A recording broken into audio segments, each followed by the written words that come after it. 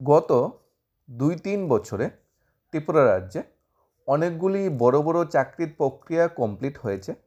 এর মধ্যে উল্লেখযোগ্য হলো জেআইবিটি গ্রুপ ডি, যেখানে ২৪০০+ ক্যান্ডিডেট, জেআইবিটি গ্রুপ সি, যেখানে ১৯০০+ ক্যান্ডিডেট, পুলিশ কনস্টেবল, যেখানে ১,০০০-এর কাছাকাছি ক্যান্ডিডেট, পাশাপাশি আপকামিং স্পেশালিটি কমপ্লিট হবে, যেখানে ৬,০০০+ ক্যান্ডিডেট চাকরি পাবে। প্রত্যেকটা চাকরিতে একটা কমন জিনিস যেটা আমরা দেখতে পাচ্ছি সেটা হলো ওয়েটিং লিস্টিং। ওয়েটিং লিস্ট না থাকার দরুন ত্রিপুরার প্রচুর সংখ্যক বেকার চাকরি প্রত্যাশীর যে ভাগ্য বা চাকরি প্রত্যাশী ভাই বোনদের যে চাকরি পাওয়ার যে একটা দৌড়ে ছিল তা থেকে পিছিয়ে পড়ছে। ভ্যাকেন্সি বেরোচ্ছে প্রচুর, কিন্তু পুরো ভ্যাকেন্সি ফুলফিল হচ্ছে না, শূন্যপদ খালি পড়ে থাকছে। যদি ওয়েটিং লিস্ট দেওয়ার যদি একটা টার্মস অ্যান্ড কন্ডিশন থাকতো, তাহলে ওই ভ্যাকেন্সিগুলো ফুলফিল হতো এবং বেশি সংখ্যক চাকরি প্রত্যাশী ভাই বোনদের হাতে হলুদ খামটা পুজো যেত।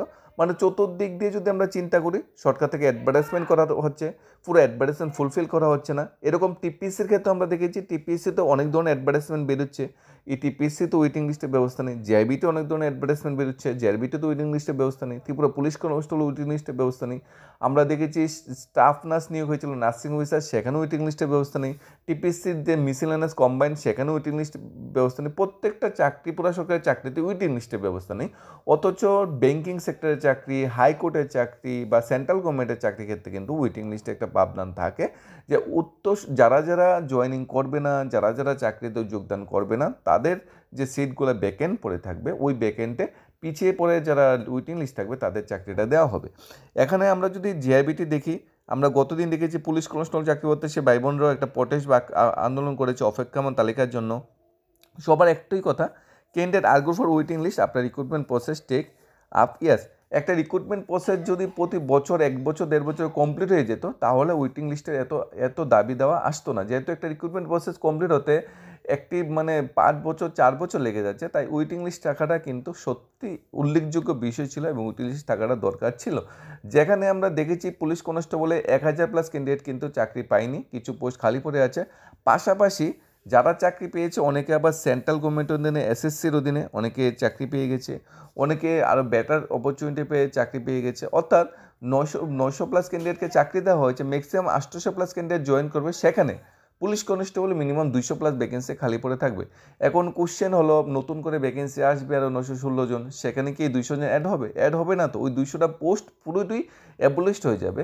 যদি ৯১৬ সাথে ২০০ অ্যাড করে যদি ১১১৬টা ভ্যাকেন্সি আসতো নতুন করে, তাহলে বলা যেত নতুন করে ভ্যাকেন্সি এসেছে, ২০০টা পোস্ট ওইখানে অ্যাড করে দেওয়া হয়েছে। ওইগুলো কিন্তু এখানে অ্যাড করে দেওয়া হবে না, তাহলে পুরো পোস্টগুলো অ্যাবলিশড হয়ে গেল। এখন যারা ২০২১ ব্যাচ থেকে যারা চাকরির জন্য ওয়েট করছে, যারা চাকরি পায়নি, ওয়েটিং লিস্ট দেওয়ার দরুন যদি চাকরি পরে একটা অপশান থাকতো, এই যে ২১-২২ যারা প্রসেসটা যেটা ২৫-এ কমপ্লিট হলো, ২১-২২ ক্যান্ডিডেটরা কি ২০২৫ যে ৯১৬ জনের বিজ্ঞাপন আসবে সেটা কি অ্যাপ্লাই করতে পারবে? পারবে না তো। কেউরই তো বয়স নেই, ইউআর ক্যান্ডিডেট তো নেই, এসসি যদিও কিছু থাকে। তাহলে দেখা যাচ্ছে একটা চাকরির জীবনে, একটা বেকারত্বের জীবনে একটা ইন্টারভিউ দেওয়া বা একটা চাকরি প্রসেসে অংশগ্রহণ করার পর দ্বিতীয় চাকরির প্রসেসে অংশগ্রহণ করতে করার সময় আস্তে আস্তে বয়সটা শেষ হয়ে যাচ্ছে। তবে যদি ওয়েটিং লিস্ট থাকতো, এখানে আরও ২০০+ ক্যান্ডিডেটের চাকরি কিন্তু হয়ে যেত। জেআইবিটি গ্রুপ সি থেকে আমরা দেখেছি ২৪০০+ পোস্ট খালি পড়েছিল, ২৪১০+ পোস্ট খালি ছিল, যেখানে ১৯০০+ ক্যান্ডিডেটকে চাকরি দেওয়া হয়েছে। এর মধ্যে অনেকে জয়েনিং করেনি, অনেকে বেটার অপরচুনিটি পেয়ে চলে গিয়েছে। প্রায় ১৫০০ মতো জয়েন করছে, প্রায় ৯০০খানা পোস্ট কিন্তু জেআইবিটি গ্রুপ সিতে, গ্রুপ সি ক্যাটাগরিতে এলডিসি, এগ্রি অ্যাসিস্ট্যান্ট যেটা ছিল, জুনিয়র মাল্টি স্টাফ যেটা ছিল, সেই ক্যাটাগরিতে কিন্তু প্রায় ৯০০ মতো পোস্ট এখনও খালি পড়ে আছে, এগুলো কিন্তু নিয়োগ হয়নি।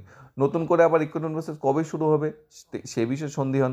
আগেরবার যারা অ্যাপ্লাই করেছিল তারা নতুন করে আবার দিতে পারবে কি না, কারণ অনেকেই বয়সোত্তীর্ণ হয়ে গেছে। তো ওয়েটিং লিস্ট থাকলে কিন্তু আরও ৯০০+ ক্যান্ডিডেটের চাকরি হওয়ার একটা অপরচুনিটি থাকতো। গ্রুপ ডির ক্ষেত্রেও দেখেছি ২৪০০+ ক্যান্ডিডেটের মেরিট লিস্টে ধান নিয়েছে, ম্যাক্সিমাম ২১০০ থেকে ২২০০ মতো জয়েন করবে, সেখানেও ৩-৪০০ পোস্ট খালি পড়ে থাকবে। সেটাও ওয়েটিং লিস্ট দেওয়ার ব্যবস্থা যদি থাকতো, তাহলে প্রচুর সময় বেকার চাকরি হতো, সে ভাই বোনদের ভাগ্য খুলে যেত। আমরা দেখবো আপকামিং স্পেশালিস্টদের চাকরি কমপ্লিট হবে, স্পেশালিস্টের চাকরি মেরিট লিস্ট ইদানিং দেওয়া হবে, 6000+ ক্যান্ডিডেটের চাকরি মেরিট লিস্ট দেওয়া হবে। সেখানে আমরা দেখতে পারবো অনেকেই স্পেশালিস্টের চাকরি হচ্ছে ভাই বোনরা যারা মেরিট লিস্টে স্থান পাবে এর মধ্যে অনেকেই দেখবে পুলিশ কনস্টেবল পেয়ে গেছে, অথবা জেআইবিটিতে পেয়ে গেছে, অথবা টেটের মাধ্যমে পেয়ে গেছে, অথবা টেটের মাধ্যমে আপকামিং পেয়ে যাবে। সেখানেও আমরা দেখতে পারবো 1000 থেকে 2000 ভ্যাকেন্সি সেখানেও খালি পড়ে থাকবে। একমাত্র যদি ওয়েটিং লিস্টের ব্যবধান থাকতো তাহলে কিন্তু এই ভ্যাকেন্সিগুলো ফুলফিল হতো, প্রচুর সংখ্যক বেকারদের মানে ভাগ্যে কিন্তু চাকরির যে স্বাদ হলুদ খামটা সেটা চলে আসতো। এখানে যারা গতদিন ত্রিপুরা পুলিশ ওয়েটিং লিস্টের জন্য আবেদন করেছিল ম্যাক্সিমাম ক্যান্ডিডেটরা কিন্তু 916 জনের যে বিজ্ঞাপন আসবে তাতে কিন্তু আর চাকরি মানে দিতে পারবে না, আর কিন্তু তারা অ্যাডভার্টাইজমেন্ট অনুযায়ী মানে ফর্ম ফিল আপ করতে পারবে না, কারণ ম্যাক্সিমামই বয়স কিন্তু নেই। তারা আর্গু করেছে, তারা মানে কি বলবো অনুরোধ করেছে, কিন্তু যারা আধিকারিকরা আছে তাদের মানে থেকে কোনো সুস্পষ্ট উত্তর পায়নি। বলে দেওয়া হয়েছে নতুন করে রিক্রুটমেন্ট প্রসেস শুরু হবে। যখন জেআইবিটি আধিকারিক করে যখন প্রশ্ন করা হয়েছিল, বলা হয়েছিল ওয়েটিং লিস্ট দেওয়ার মতো কোনো প্রাবধান আমাদের মধ্যে নেই।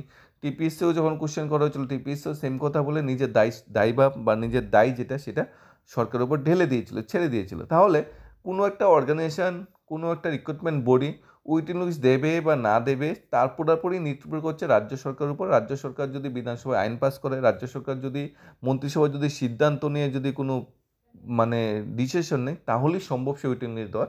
মন্ত্রিসভা যদি এখন সিদ্ধান্ত নেই, মাননীয় দপ্তরের মন্ত্রী যদি সিদ্ধান্ত নেই যে পুলিশ কনস্টেবল ওয়েটিং লিস্ট দেওয়া যায়, ওয়েটিং লিস্ট দেওয়ার দরকার, দেখবে ওয়েটিং লিস্ট দিয়ে দিচ্ছে। মাননীয় মন্ত্রী মহাশয় যদি বলে JIBT group C group D যে পোস্টগুলো খালি পড়ে আছে ওই পোস্টগুলোতে যারা যারা মানে চাকরি পায়নি তাদের থেকে ওয়েটিং লিস্ট এনে চাকরি দেওয়ার অফার দেওয়ার প্রাবধান থাকুক, দেখবে দিয়ে দিবে। সব কিছু নির্ভর করছে ইচ্ছা, সদিচ্ছার উপর।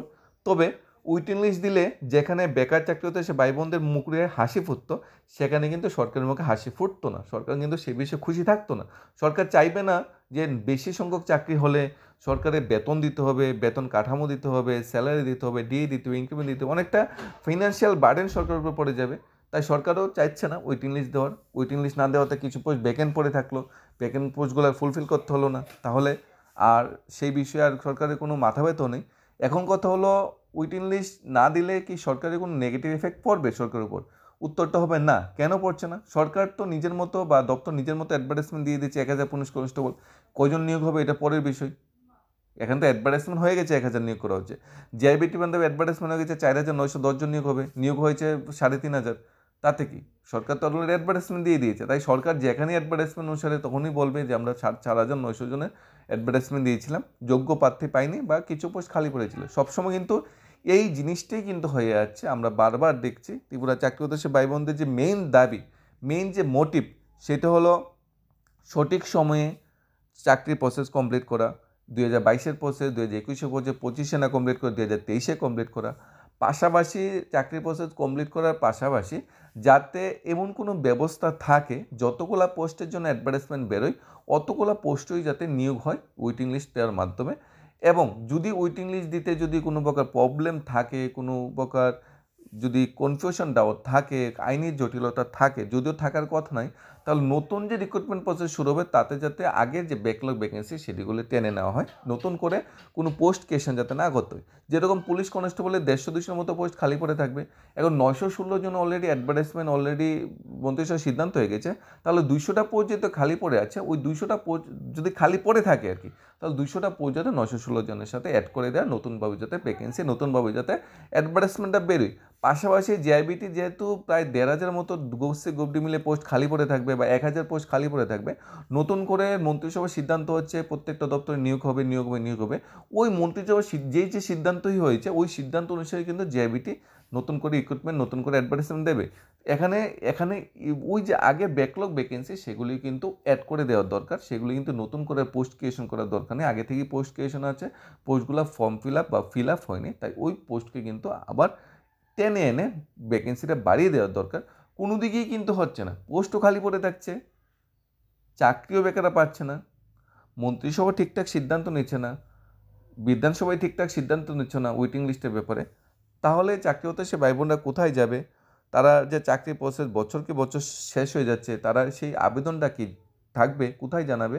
প্রত্যেকটা জিনিসের সময় বেঁধে দেওয়া হয়েছে। মাধ্যমিক পরীক্ষা দেবে, রেজাল্ট দেবে, 12 পরীক্ষা দেবে, রেজাল্ট দেবে, কলেজ পরীক্ষা রেজাল্ট দেবে, নির্বাচন হবে, নির্বাচন রেজাল্ট দেবে। একমাত্র চাকরির প্রসেসের ক্ষেত্রে কোনো টাইম বান্ডিং দেওয়া নেই। আর আইন এমন একটা থাকা উচিত যে প্রত্যেকটা চাকরির প্রসেস নির্দিষ্ট সময়ের ভিত্তিতে কমপ্লিট করতে হবে। সেই আইনটা যদি থাকতো, আজ দিনকাল বেকারদের চাকরি প্রত্যাশী ভাই বোনদের এই দুর্দশার দিন দেখতে হতো না। আমরা দেখেছি ফায়ার সার্ভিস চাকরি প্রত্যাশী ভাই বোনরা পরীক্ষা দিয়ে বসে আছে, রেজাল্টের জন্য ওয়েট করছে, হঠাৎ ক্যান্সেল।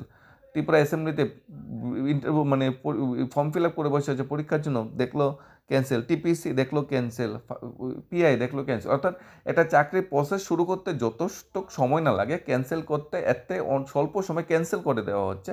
অর্থাৎ চতুর্দিকে মিলিয়ে একটা বর্তমানে কি একটা মানে নেগেটিভ বাতাবরণ চলছে। সব কিছুই পজিটিভ আনা যায় যদি চাকরি হতে সে বেকার ভাই বোনদের মনের যে ব্যথাটা, তারা কি চায়, বেকার চাকরি হচ্ছে ভাই বোনরা কী চায়, সেটার দিকে যদি সরকার এবার নজর দিত, সরকার যদি সেই বিষয়ে একবার চিন্তাধারা করত আইনি পথে, বেআইনি পথে না, আইনি পথে, তাহলে সব কিছু একটা সুষ্ঠু সমাধান কিন্তু হতো। এখন দেখার বিষয়, ওয়েটিং লিস্ট আমরা যতই আন্দোলন যতই প্রটেস্ট করি না কেন, আমরা যে মানে বর্তমানে প্রসেস দেখছি বা যে কর্মকাণ্ড দেখছি, ওয়েটিং লিস্ট কোনো কিছুরই দেওয়া হবে না। তবে আবেদন জানানো যায়, আবেদন জানিয়ে মনে হয় না কোনো কাজ হবে, মনে হয় না চিরে ভিজবে। এভাবেই থাকতে হবে যতক্ষণ না পর্যন্ত একটা লম্বা বা বড় ধরনের একটা প্রটেস্ট বা জনজাগরণ না হয়। পাশাপাশি আমরা মানে এটাও দেখব যে নতুন যে প্রসেসগুলো শুরু হবে, আপকামিং কনস্টেবল, জিআরবিটি বা অন্যান্য চাকরি প্রসেসগুলো শুরু হবে, সেইগুলোর প্রসেসগুলো যে পদ্ধতিতে এগুচ্ছে মনে হয় সেগুলোও 2028 আগে কমপ্লিট হবে কিনা সন্দেহ আছে। এক একটা চাকরির প্রসেস 3 বছর 4 বছর, সেটা এখন একটা মানে গতিবিধিতে পরিণত হয়েছে, যার কোনো সুষ্ঠু সমাধান বেরোচ্ছে না। সব কিছুতেই চাকরি হতে সে ভাই বোনদের উপরেই এফেক্ট হবে। গভর্নমেন্ট বা সরকার বা দপ্তর সবাই নিজেদের মতো নিজেদের সামলিয়ে নেবে, কিন্তু চাকরি হতে সে ভাই বোনদের জীবনের যে মূল্যবান সময়টুকু, সেই সময়টুকু কিন্তু আর ফিরে পাওয়া যাবে না। যারা যারাই গতদিন প্রটেস্ট করেছিল, যারা যারাই গতদিন কনস্টেবল চাকরির জন্য ওয়েটিং লিস্টের দাবি জানাচ্ছিলেন, সবার প্রতি শুভকামনা রইল। খুবই খারাপ লাগছে, পোস্ট খালি পড়ে থাকবে, কিন্তু তোমাদের যে আন্দোলন বা প্রটেস্ট সেটা সাকসেস হবে না। সেই আন্দোলন প্রটেস্টের মূলে ওয়েটিং লিস্ট দেবে না, সেটা সত্যিই দুর্ভাগ্যের বিষয়। কিন্তু তোমাদের ফিউচারের প্রতি শুভকামনা রইল। আশা করি আপকামিং চাকরির প্রসেসগুলোতে তোমরা ঠিকঠাকভাবে অংশগ্রহণ করে তোমাদের যে দুঃখ বা ব্যথাটা ছিল সেটা তোমরা গুছিয়ে নিতে পারবে এবং নতুনভাবে নিজের জীবনটা শুরু করতে পারবে। ধন্যবাদ সবাইকে। Study job Tripura YouTube channel.